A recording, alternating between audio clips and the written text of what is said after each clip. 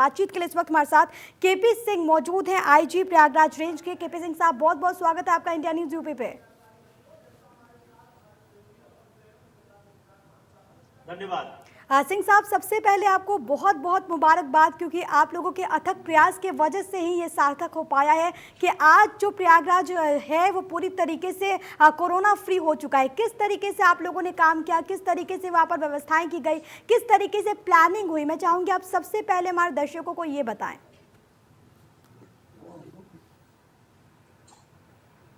जी देखिए, प्रयागराज में ये सबसे अच्छी बात है कि जो भी एक कोरोना पेशेंट मिला था वो भी उसके टेस्ट निगेटिव आ गए हैं। तो सबसे जो और जिस क्षेत्र में मिला था उस एरिया को पूरा लॉकडाउन किया गया था और उस एरिया में केवल इसेंशियल सप्लाई, पुलिस और मेडिकल और सैनिटाइजेशन टीम के अलावा कोई नहीं गया। और वहां पे सारे घरों का सैनिटाइजेशन किया गया, सारे जो उसके कॉन्टैक्ट थे उनको चिन्हित किया गया और सभी लोगों के अगल बगल के लोगों के रैंडम सैंपलिंग किए गए। तो उससे ये हुआ कि एक तो आने जाने का क्रम टूटा, लोगों का जो आइसोलेशन था वो कायदे से इन्फोर्स किया गया और जो भी टेस्टिंग आई वो निगेटिव हुआ।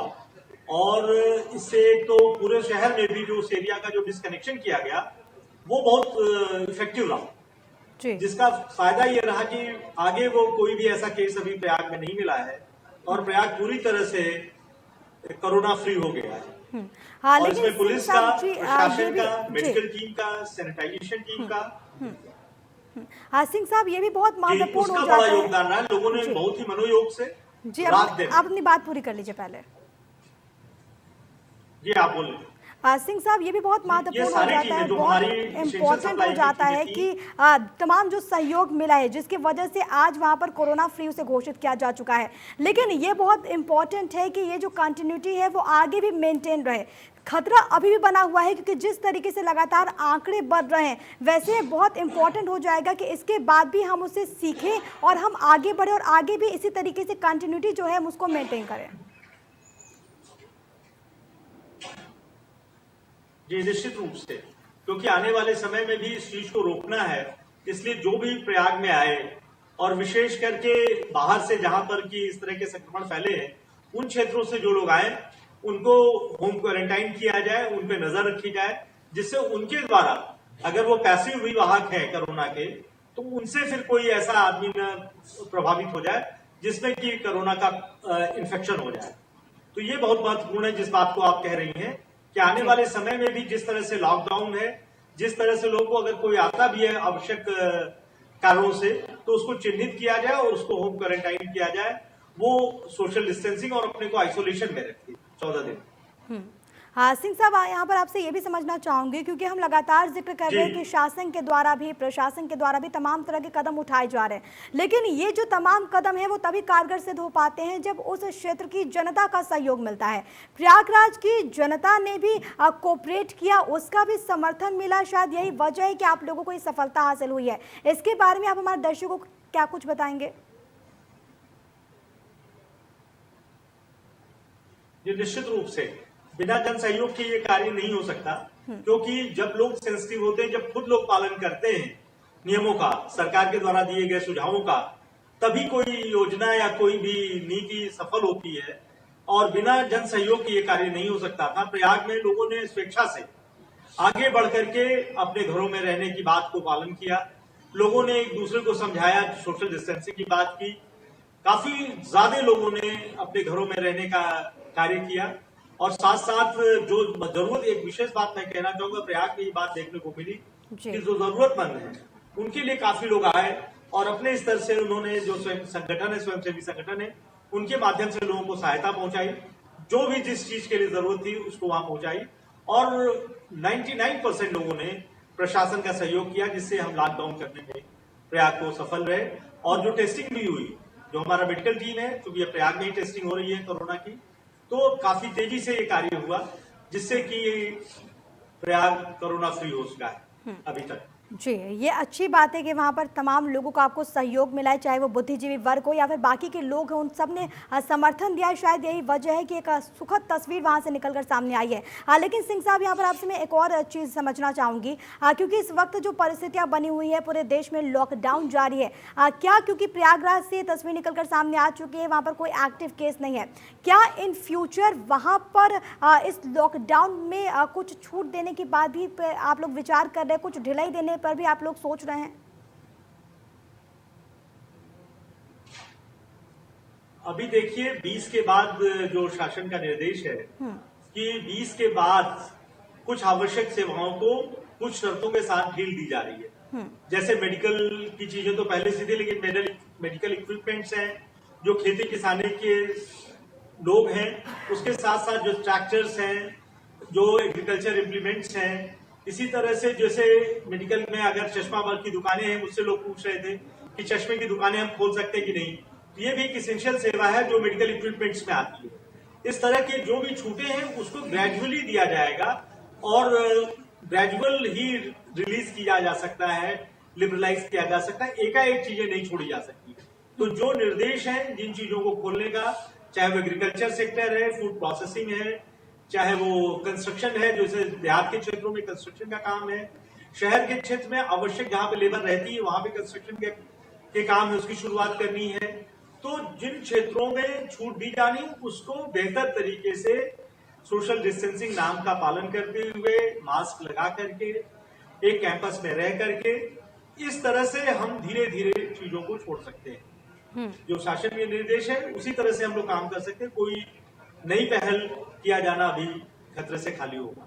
जी, जाहिर तौर पर ये बहुत महत्वपूर्ण रहता है कि होता है कि उस आदेश के अनुसार हर कोई इंसान चले। तमाम तरह की जो सख्ती है बरतने की बात कही गई है, क्योंकि जो वक्त है वो बहुत क्रूशियल है, जिसका जिक्र आप भी कर रहे हैं। और इस संवेदनशील को देखते हुए, इस मुद्दे को देखते हुए तमाम तरह के जो कदम हैं वो आप लोगों के द्वारा भी उठाए जा रहे हैं, ये भी एक बहुत अच्छी बात है।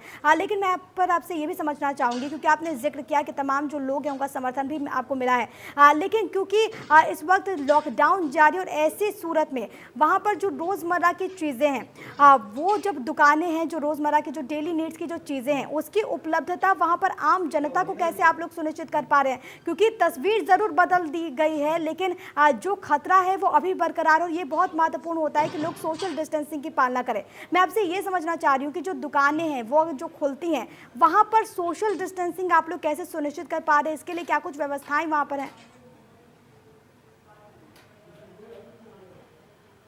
जो सबसे बड़ी बात है कि देखिए ग्रोसरीज की दुकानें खुली है, सब्जियों की, फलों की आपूर्ति, दूध की आपूर्ति, आवश्यक सामानों की आपूर्तियों घर घर हो रही है। इसके साथ साथ ऑनलाइन भी चीजें चल रही है समानांतर रूप से। तो जो आपूर्ति है, जो एसेंशियल सप्लाईज की, वो कहीं टूट नहीं रही है।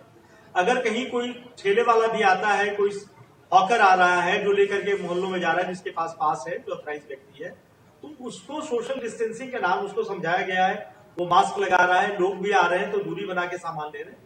तो जो एक सेंसिटाइजेशन है वो काफी महत्वपूर्ण है और लोग उसका पालन कर रहे हैं, और चीजों की उपलब्धता पूरी तरह से, कहीं कोई कंप्लेंट ऐसी नहीं आ रही कि उसको सामान नहीं मिल रहा। जिसको जिस चीजों की जरूरत है, एक तो ग्रोसरी शॉप पे मिल जा रहा है, ऑनलाइन मिल रहा है, और साथ साथ मोहल्ले मोहल्ले भी सप्लाई चीजें जा रही है और चीजें मिल रही है।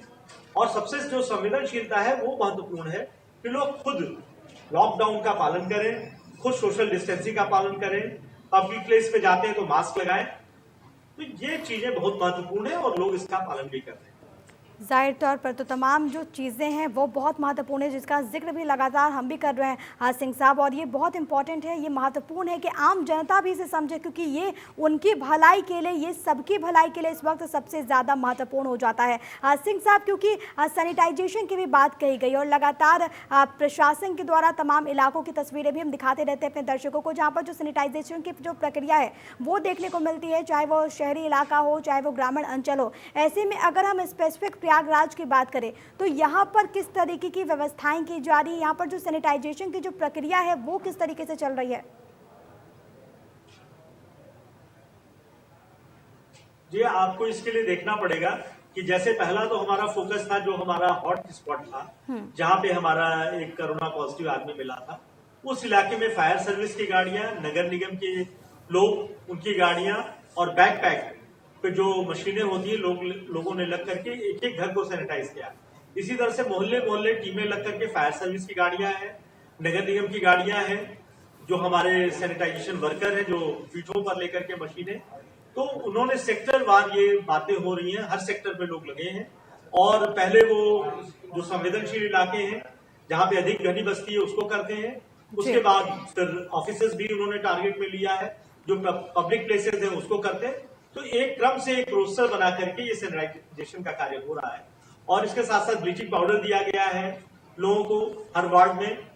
तो एक लगातार जो समानांतर चीजें चल रही हैं और लोग खुद जागरूक किया गया है कि आप जो ब्लीचिंग पाउडर उसका घोल 1% का मिला करके पोछा लगाएं घरों में, जो फर्श है उसको करें, जो बाथरूम है उसको साफ करें, और प्रतिदिन ये ब्लीचिंग से जो सफाई का कार्य है खुद लोग करें। तो ये सबसे बड़ी बात है कि खुद लोग अगर इसको एक तरह से हैबिट में डाल लेते हैं तो वो उनका एरिया खुद ही सैनिटाइज हो जाएगा। जो कार्यालय है उस पर जो कुर्सियां हैं, टेबल है, उनमें भी ब्लीचिंग का घोल मिला करके यदि 1% का घोल लेकर के वो कपड़े से साफ कर दें तो ये बड़ी बात हो। एक नया प्रयोग हम लोगों ने ये भी किया है कि जो ऑफिस में कुर्सियां हैं या जिसपे लोग बैठे हैं उसको आधे दिन हम लोग उसको धूप में रख देते हैं, जिससे अल्ट्रावायलेट रेज से भी वो डिसइंफेक्ट होती है, और फिर उसके बाद हम लोग उसको बदल देते हैं, जिससे कम लोग ऑफिस में आए और जो लोग आए वो डिसइंफेक्टेड चेयर्स पर या टेबल्स पे बैठे हैं। तो ये बातें भी की जा रही है। साथ साथ हमने ये प्रयोग किया कि अपने ऑफिस में एक विंड स्क्रीन, जहां पे लोगों का इंटरेक्शन होता है, तो एक ग्लास स्क्रीन लगाई है जिससे कि सीधे कोई 1-to-1 कांटेक्ट में ना आए, और उस स्क्रीन को हम दिन में एक बार ब्लीचिंग पाउडर से साफ कर देते हैं। तो ये सारे मेजर्स हैं जो हम लोग सैनिटाइजेशन के लिए ले रहे हैं, और लोगों को लगातार जो भी फोरम मिलता है वहां पर हम लोगों से बात करते हैं कि खुद वो लोग सेंसिटिव हो और अपने घरों को, अपने कार्यस्थल को सैनिटाइज करें। जी, तो एक प्रक्रिया के तहत जो सैनिटाइजेशन का जो प्रोसेस है वो वहां पर आप लोगों के द्वारा सुनिश्चित कराया जा रहा है तमाम इलाकों में, जिसका जिक्र आप भी कर रहे हैं। लौटूंगे आपके पास केपी सिंह साहब, लेकिन फिलहाल मेरे साथ गौरव वंशवाल भी जुड़ गया, हाथरस के एसपी हैं। गौरव जी, बहुत बहुत स्वागत है आपका इंडिया न्यूज यूपी पे।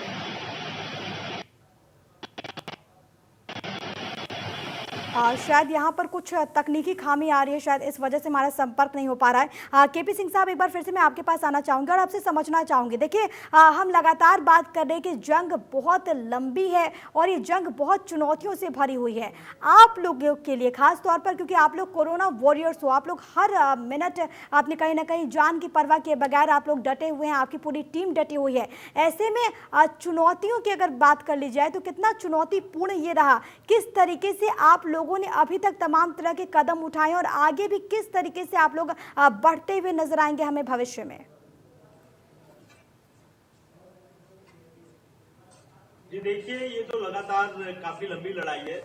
लोग थोड़ा सा आश्वस्त थे कि 14 को शायद खुलेगा, लेकिन जिस तरह की परिस्थितियां थी, ये लॉकडाउन 3 मई तक चला गया है और ये काफी लंबी अवधि है। लोगों की परिस्थितियां और चिंताएं हैं, लेकिन एक बात मैं कहूंगा कि सभी लोगों ने जो लॉकडाउन की बात है उसको स्वीकार किया है, मानसिक रूप से वो तैयार है। तो ये एक बहुत बड़ी अच्छी बात है। बस इसको कंटिन्यूअली लोगों को दिमागों में इस बात को साफ करते हो कि ये आपके लिए किया जा रहा है, आपकी सुरक्षा के लिए है, समाज की सुरक्षा के लिए। नहीं तो फिर जान ही नहीं रहेगी तो फिर जहान क्या होगा।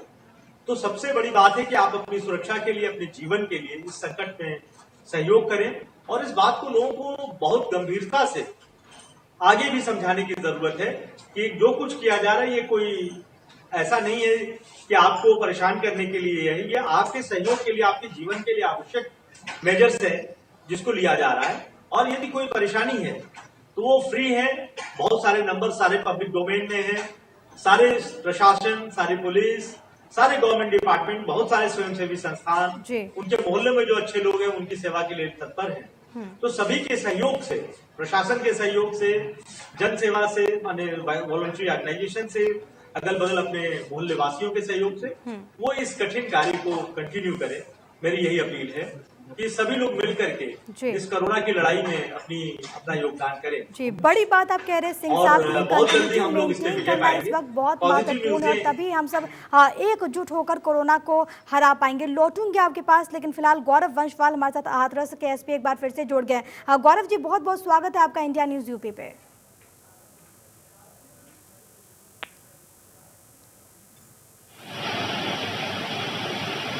गौरव जी, क्या मेरी आवाज़ आप सुन पा रहे हैं?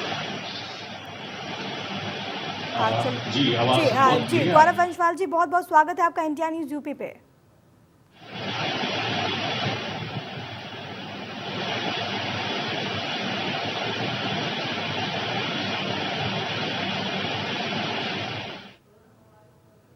गौरव जी, सबसे पहले आपकी पूरी टीम को बधाई, क्योंकि जिस तरीके से मामले निकलकर सामने आ रहे हैं प्रदेश के अलग हिस्सों में, और ऐसे में क्योंकि हाथरस भी कोरोना फ्री जिलों में शुमार हो चुका है।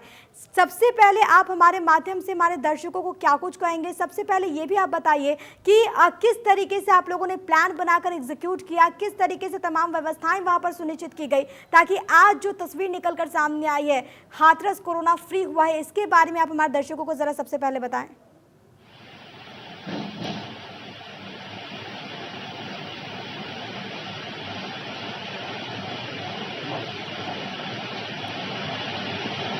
मेरे ख्याल से शायद यहाँ पर कुछ तकनीकी खामी आ रही है, शायद इसी वजह से उनकी आवाज़ हम तक नहीं पहुँच पा रही है। लेकिन फिलहाल मैं केपी सिंह साहब एक बार फिर से आपका रुख करना चाहूँगी। सिंह साहब, क्योंकि देखिए इस बार चुनौतियाँ कई सारी हैं जिसका हम जिक्र लगातार कर रहे हैं, लेकिन अगर हम स्पेसिफिकली प्रयागराज की बात कर लें तो जो अन्य लगते ज़िले हैं वहाँ के मद्देनजर किस तरीके की प्लानिंग आप लोगों की है? बॉर्डर्स, क्योंकि हमने देखा कि किस तरीके से तमाम जो जिलों के जो बॉर्डर्स हैं उन्हें सील किया गया। अब आगे उस दिशा में आप लोग किस तरीके से बढ़ेंगे, किस तरीके से प्लान को एग्जीक्यूट किया जाएगा? सिंह साहब, ये देखिए, प्रयाग का बॉर्डर एक तरफ तो रीवा से जो इंटर स्टेट बॉर्डर है वो लगता है, और दूसरी तरफ एक तरफ कौशाम्बी जिला है, एक तरफ प्रतापगढ़ है, और दूसरी तरफ देखेंगे तो संत कबीर नगर है, संत रविदास नगर है और जौनपुर है। तो सारे बॉर्डर सील हैं। केवल आवश्यक एक जो चैलेंज आ रही है कि आवश्यक चीजें तो चल ही रही है, साथ साथ किसानी का समय है। तो किसानी के कार्यों के लिए जो प्रयाग में लोग हैं, बहुत सारे ऐसे लोग हैं जो अपने बच्चों की पढ़ाई के लिए, दवा के लिए, अपने व्यवसाय के लिए इलाहाबाद है, लेकिन उनके खेत और उनकी किसानी देहातों में है। कुछ के खेत जौनपुर में है, कुछ के खेत प्रतापगढ़ में है, कुछ के कौशाम्बी में है, कुछ के रीवा बॉर्डर पे हैं। तो वहां लोग जा रहे हैं। तो एक ये सबसे बड़ी चिंता है कि वो जाएं, उनका जाना भी जरूरी है, क्योंकि खेती किसानी का समय है, ये मौसम भी थोड़ा खराब हो रहा है। तो लोगों की चिंता है कि वो जल्दी से जल्दी अपने खेत को, अपने खलिहान को ठीक कर सकें। तो एक चैलेंज है कि इसमें थोड़ा सा आवाजाही बढ़ी है, और ये स्वाभाविक है, उसको करने भी देना है। लेकिन साथ साथ कैसे सोशल डिस्टेंसिंग नाम को पालन करें, कैसे सैनिटाइजेशन के नियमों का पालन करें, कैसे पर्सनल हाइजीन का पालन करें, ये एक चैलेंज है। और इसका जो सबसे जो हल है मुझे दिखता है वो सेंसिटाइजेशन है, कि लोग इस बात को स्वयं स्वीकार करें, क्योंकि अब मजदूर भी हैं, वो भी करेंगे काम, तभी खेती का कार्य हो पाएगा। लोग अपने जो आवास है शहर से देहात को जाएंगे, और फिर उस कार्य को करके देहात से घरों को आएंगे, वापस शहर में आएंगे। चलिए, तो ये बहुत महत्वपूर्ण है कि तमाम जो व्यवस्थाएं आप लोगों के द्वारा की जा रही है वो आगे भी कंटिन्यू रहे। विशेष चौकसी बॉर्डर इलाकों पर भी देखने को मिल रही है। हमारे साथ गौरव वंशवाल, हाथरस एसपी, एक बार फिर से मौजूद हैं। गौरव जी, शायद पहले कुछ तकनीकी खामी आ गई थी, मैं इसी सवाल के साथ आपके पास आई थी कि जिस तरीके से आप लोगों ने काम किया, आप लोगों की मेहनत का नतीजा ही है कि हाथरस भी उन जिलों में शुमार हो चुका है जो कि इस वक्त कोरोना मुक्त हो चुके हैं। किस तरीके से आप लोगों ने प्लान बनाया, किस तरीके से इसको एग्जीक्यूट किया, किस तरीके से व्यवस्थाओं को सुनिश्चित किया? सबसे पहले मैं चाहूंगी कि आप हमारे दर्शकों को ये बताएं। गौरव जी। जी, धन्यवाद आपका। इसमें हम लोग बताना चाहेंगे कि जो हमारे नेबरिंग डिस्ट्रिक्ट है आगरा, उसका जो आगरा मॉडल है, हमने हाथरस में उसी को अपनाने की पूरी कोशिश की, और उसी के फलस्वरूप ये हमारे को अच्छा एक प्रयास, एक रिजल्ट आया, जो फिलहाल अभी हमारे ज़िले में कोई भी पॉजिटिव कोरोना से संक्रमित नहीं है। यहाँ पर कुछ 4 जमाती आए थे जो बाहर से थे, झारखंड से और पश्चिम बंगाल से, जिनको हमने पहले ही लोकेट करके उनको आइसोलेट करके क्वारंटाइन में रख दिया था, और इसी के फलस्वरूप ये वही क्वारंटाइन में ही इनका डिटेक्शन हुआ था कि ये कोरोना पॉजिटिव है, और जो इनके पहले से कॉन्टैक्ट्स थे उनको पूरे तरीके से ट्रेस किया गया। जो यहाँ पे इनके कॉन्टैक्ट में आए उन सबको पहले से क्वारंटाइन में रखा गया, और जब 14 दिन पूरे हो गए तो ये लोग भी नेगेटिव हो गए, जो इनके कॉन्टैक्ट्स थे वो भी नेगेटिव हो गए, और हमने जितने जमाती थे सब हमने सबको ट्रेस आउट करके आइसोलेट किया गया। इसी के फलस्वरूप हम लोग आगरा मॉडल फॉलो करते रहे, और इसी में हमारे को सक्सेस मिला। और एक जॉइंट हमारा कोऑपरेशन था डॉक्टर्स की टीम के साथ, जिला प्रशासन के साथ। पुलिस का मेन काम यही रहा था कि हम लोग इसको ट्रेस करें, जो यहाँ पे हमारे हैं उनको एक्सट्रैक्शन में हमने सहायता ली। एक्सट्रैक्शन के बाद क्वारंटाइन में रखा गया, उनको पूरा हमने देखभाल की और इसी में हमारा कोई रिजल्ट मिला। जी, जाहिर तौर पर तो कहीं ना कहीं एक कोऑपरेशन का ही नतीजा है कि आज एक बहुत सुकून देने वाली तस्वीर निकलकर सामने आई हाथरस से, जो कि पूरी तरीके से कोरोना मुक्त हो चुका है। बहुत बहुत शुक्रिया आपका गौरव बंसवाल जी, इंडिया न्यूज़ यूपी से खास बातचीत के लिए। एक बार फिर से मैं केपी सिंह साहब का रुख करना चाहूँगी। सिंह साहब, क्योंकि लगातार हम जिक्र कर रहे हैं कि इस वक्त जो 20 अप्रैल तक का पीरियड है वो बहुत क्रूशियल बना हुआ है। हालांकि शासन की ओर से भी तमाम तरह के संकेत दिए गए हैं, 11 इंडस्ट्रीज को काम करने में छूट के संकेत दिए गए हैं, लेकिन ऐसे में ये जो व्यवस्थाएं हैं, जो निर्देश दिए गए शासन की ओर से, उसको लेकर आप किस तरीके से आगे बढ़ रहे हैं प्रयागराज में, क्योंकि अब ये भी जिला पूरी तरीके से कोरोना मुक्त हो चुका है। आने वाले दिनों में ये जो तमाम रियायतों की बात कही गई है, उसको लेकर क्या कुछ प्लानिंग आप लोगों की?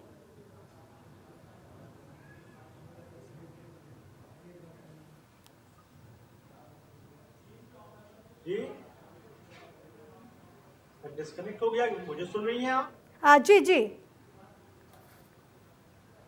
जी, सिंह साहब आपकी आवाज आ रही है। मेरा सवाल आपसे यही था। जी जी, निश्चित रूप से बहुत जी जी, अपनी बात पूरी कीजिए। ये बहुत बड़ा चैलेंज है कि आने वाले 20 अप्रैल से, जी 20 अप्रैल के बाद कुछ रियायतें दी जा रही हैं और उन रियायतों के साथ कैसे हम सोशल डिस्टेंसिंग का और ये संक्रमण को रोकने का कार्य करेंगे। इसमें जो सबसे बड़ी बात यह है कि जो लोग इस इंडस्ट्री में जिनको छूट मिल रही है, सबसे पहले तो उन पे ये जिम्मेदारी है कि वो काम अपना शुरू करें, लेकिन जो सोशल डिस्टेंसिंग का नाम है, हाइजीन और हेल्थ का नाम है, उसका पालन करें।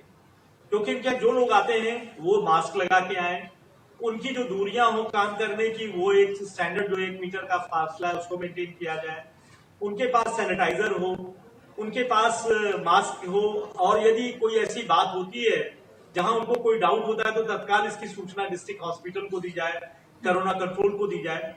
तो ये सारी सावधानियां मेंटेन करते हुए इंडस्ट्रीज को या इन छूटों को काम करना है, ये बड़ा चैलेंज है।